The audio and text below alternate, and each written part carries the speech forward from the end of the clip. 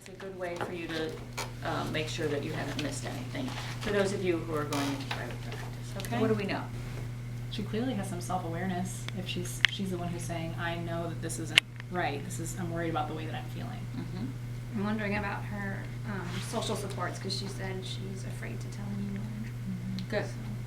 Good. So she's said to us that she has a history, she's having thoughts, she checked, I'm having scary thoughts on the symptom list, which prompted the therapist to say, you know, do you want to talk about these scary thoughts? She said, I really don't want to talk about it. And she got agitated. So, clinically speaking, what do you think? Do we want to push? Do we not? Why? When? Before you push. How do you do that? Find a way to gently acknowledge, maybe to say, wow, I'm noticing that you're feeling a little bit anxious. Find a gentle way to say that and say, my goal here is to help you feel more comfortable. I want to help reduce these symptoms that you're experiencing. I want to help make you feel more at ease. What are some ways that you do that when you start to feel this way? Good. Or the other thing may be to kind of talk around how it's not uncommon for newborns to have these thoughts. They're much more common than people think. And when you're having them, it sometimes feels like you're probably the only person who's ever felt this way. So normalizing that. Perfect. Perfect. I like what you said yesterday. You said, you don't have to tell me.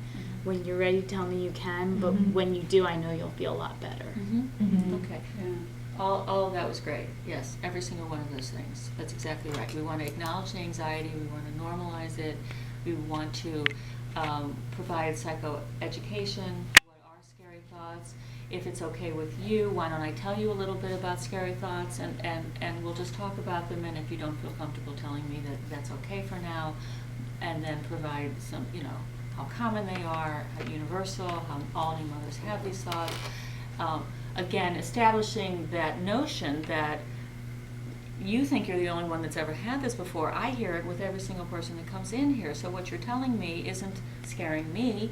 It isn't, clinically. It isn't clinically The last worrisome. thing we want to do is disempower you, but at the same time, like we said yesterday, with your dependence and your helplessness and your anxiety Provide and that fear, reassurance. I want to provide the reassurance, and that is putting me in more of a position of control right now, because she's so out of control.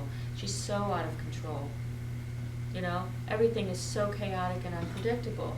Well, things will be predictable in here. And my being in control of your chaos will help you feel in control. So that